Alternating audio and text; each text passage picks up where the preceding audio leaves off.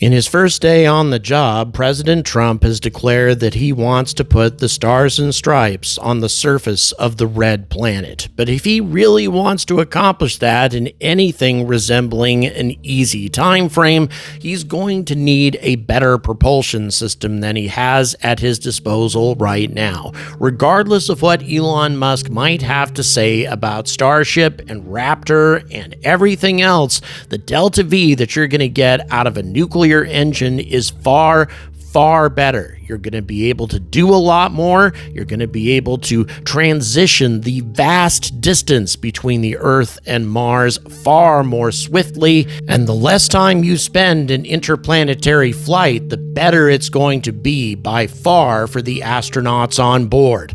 Less cosmic rays and solar radiation, less of a chance of being exposed to a devastating solar storm, which could disrupt ship operations and their vital electronics and life support, and on top of that, bombard the astronauts with a lethal dose of radiation. This is a challenge that astronauts have simply never faced before, at least not since the Apollo era. And of course, during the time of Apollo, astronauts were only away for a few days, not a few months. So if you can minimize the amount of time that you spend in interplanetary space, the better it's going to be for the survivability of your astronauts and for your chances of carrying out the mission successfully. But do we really have a nuclear propulsion system that's this close to maturity? Something that could theoretically enter service this decade?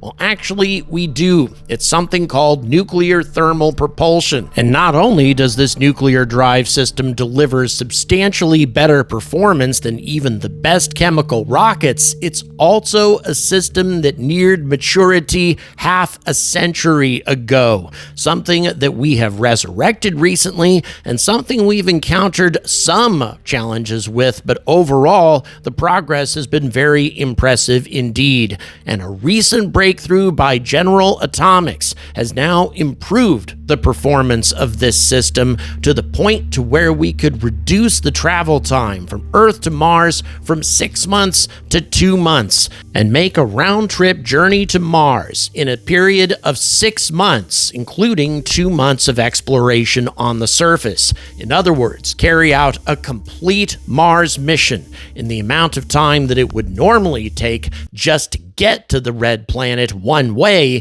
utilizing chemical rockets.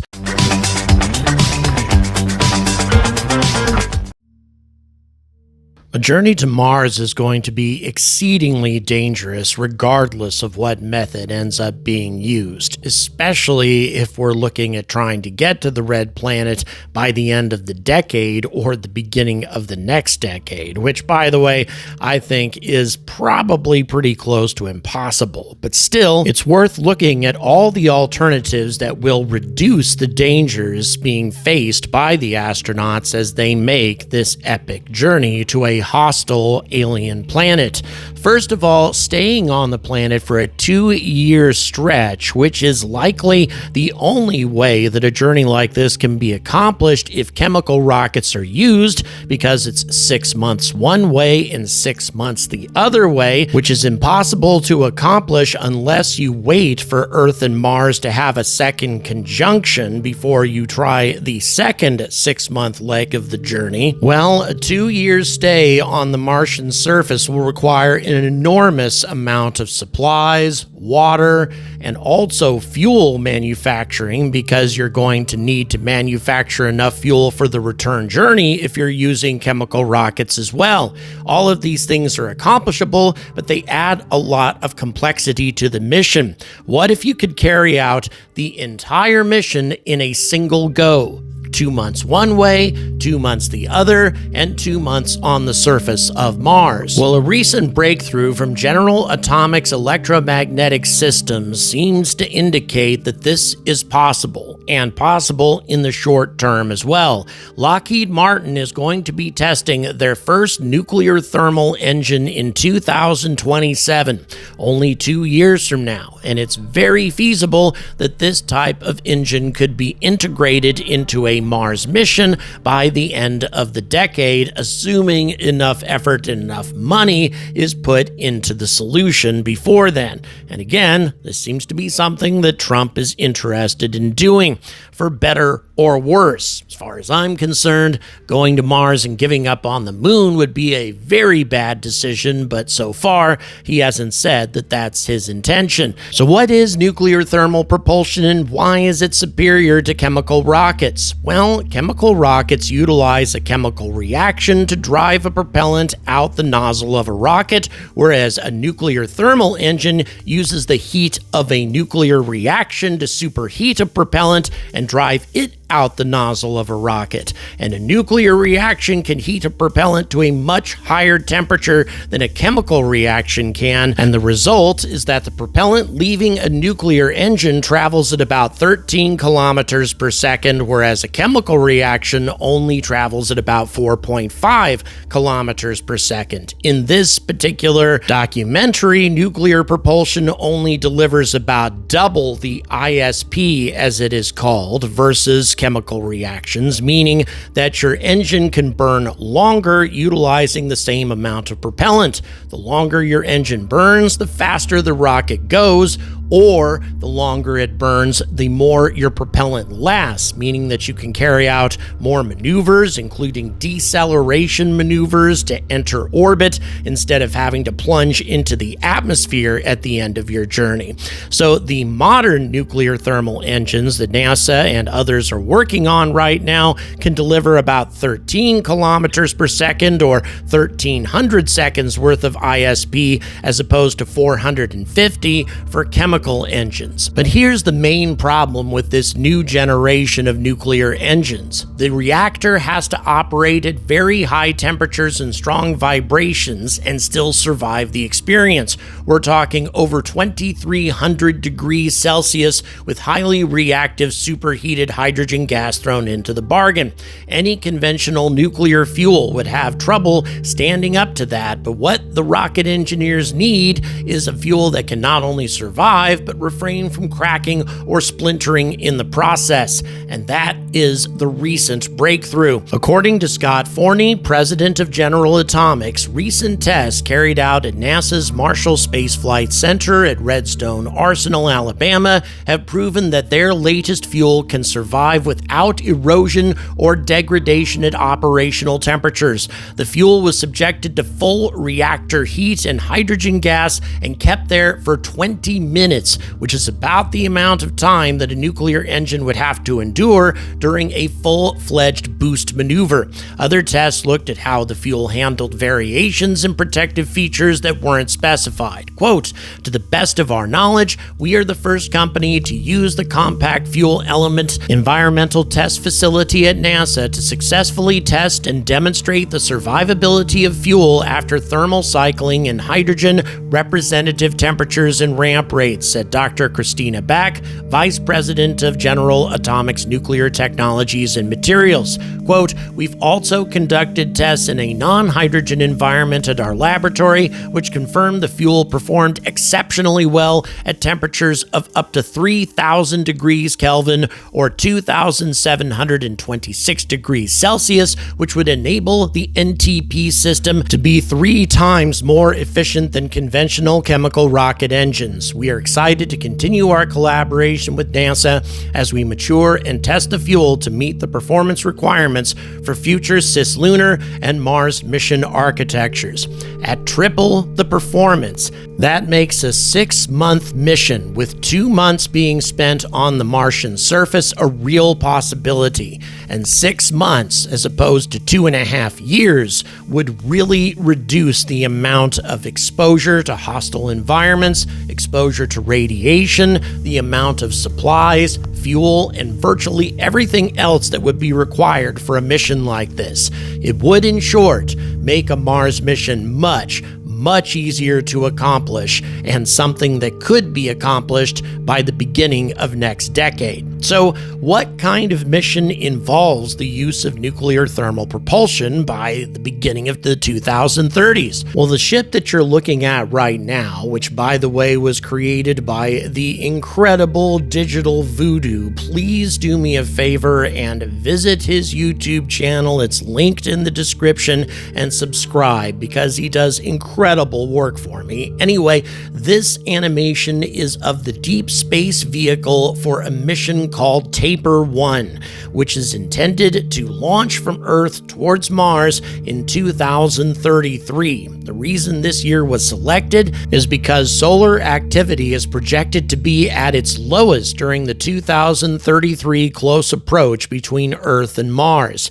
If a mission were to set out in 2029, as Elon Musk is talking about right now, the sun is going to be substantially more active during this time frame, and the danger to the astronauts is going to be a lot worse. 2033 is a better year overall. So first of all, let's have a look at the overall design of this deep space vehicle. It's comprised of 4 nuclear thermal engines, 2 of which are going to be used for the journey to Mars, and 2 being used for the journey back. It also has a deep space habitat, or DSH, which will be the primary area that the astronauts live in for most of the mission. It also has something called the PSE, or Phobos Service Explorer. We'll get to that a little bit later. And also something called the CV, or the crew vehicle. The crew vehicle's purpose is to carry the crew to and from the deep space vehicle when it leaves and also when it arrives.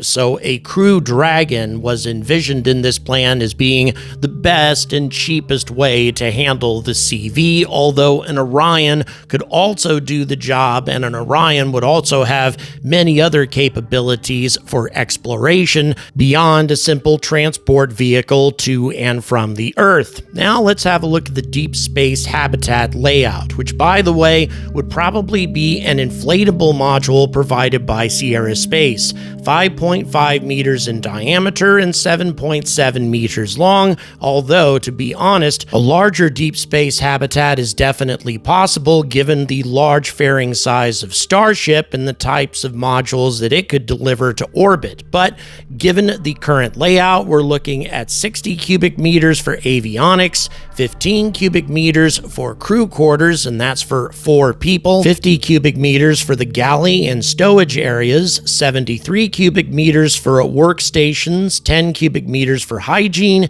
and 30 cubic meters for the exercise centrifuge. And this is the Phobos Exploration Vehicle, and the reason it's called that is this mission proposal talks about going to Phobos first, going to Mars orbit, determining whether or not Phobos can be used for in situ resource utilization, like producing more fuel, because it's been theorized that Phobos is an enormous source of water ice resources, along probably with a substantial amount of carbon as well, with a habitation unit designed to stay on Phobos for the long term. The entire idea of this is to use Phobos as a replacement lunar gateway, a staging area to land on Mars in the future. Now, if it is desired to land on Mars right away in the first mission, then this vehicle could be replaced with some sort of Mars lander, replacing perhaps the Blue Origin Blue Moon lunar lander with a Mars lander, which could be quite similar, except you'd have to have a heat shield included, which Blue Moon does not currently have. Now, I already hear SpaceX fans saying, now just a damn minute, there's no Starship. Why do this mission at all if we're building Starship? Well, Starship is actually included in the mission parameters for this, but not as the primary transportation vehicle. And if we use Starship to assemble the deep space vehicle rather than using it as the primary transportation vehicle, it actually requires a lot less complexity and a lot fewer launches. First of all, you have 4 starships launching the 4 nuclear thermal rocket propulsion systems. So 4 Starship launches in order to accomplish that. Another Starship launches the Deep Space Habitat and Phobos Surface Explorer. Actually, a Falcon Heavy was supposed to do that originally, but a Starship could launch a much bigger assembly. And then a Falcon 9 launches the Dragon Rider or crew vehicle. And once again, the only purpose that serves is to bring the astronauts up to the deep space vehicle once it's completed and ready to go, and to bring the astronauts back to Earth once they return from Mars. Again, the reason this is superior, at least in terms of complexity and infrastructure, is it only requires a total of 5 Starship launches and 1 Falcon 9, as opposed to 11 Starship launches, 10 of which would be for refueling, 1 would be for the primary Starship to make the journey to Mars, and then finally a 12th Starship launch to deploy a fuel depot. This eliminates all of that, getting a deep space vehicle capable of carrying a substantial amount of payload and personnel out to Mars in half the launches. But this mission has many other advantages besides just that. Number 1, it gets to Mars 3 times as fast because of the nuclear thermal rocket engines. In addition to that, because it gets to Mars so quickly, it can complete the entire mission in 6 months instead of 2.5 years. And on top of that, Starship requires a huge amount of in situ resource utilization once it arrives on Mars. Chemical engines can't carry enough fuel to make the journey all the way to Mars and all the way back. An enormous amount of fuel would have to be manufactured on the Martian surface before a return journey could be carried out. This solution has enough propellant to get all the way to Mars and all the way back. As I mentioned before, the crew would be comprised of 4 people, mixed genders preferably, because Antarctic studies have shown that mixed crews have an increased productivity and elevated mood, interestingly enough. The suggested roles of the crew are chief commander and pilot, flight surgeon, mission specialist / geologist, and a mission engineer. Now, the main concern during the flight anyway is radiation protection. The maximum amount of time that males over the age of 45 may stay in space is 526 days, whereas females over the age of 55 can be in space for a maximum of 472 days. These results are based on the following assumptions: 20 grams per cubic centimeter of aluminum shielding, a storm shelter for solar particle events, and launch during solar maximum periods. If you have a reduced amount of solar activity, that increases the amount of time that these astronauts can be in space. So if you're talking about veteran astronauts who have already spent time in interplanetary space, you want to make the journey as rapidly as possible so they can make another journey sometime in the future. Now, in my opinion, the biggest advantage of this particular mission configuration is the fact that all of the technology that we've talked about is either in development and close to being mature,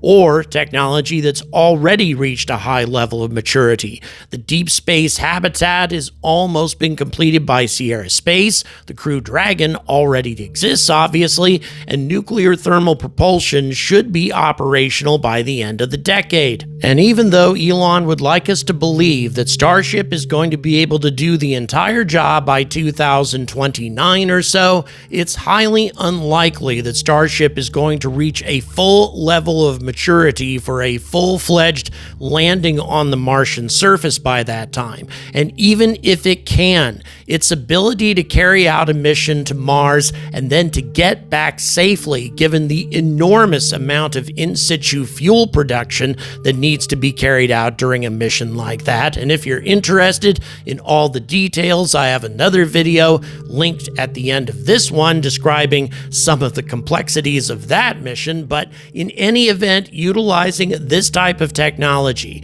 gets the job done quicker, gets it done safer, and therefore completes the mission with a much higher chance of success, especially in the time frame that President Trump is talking about right now.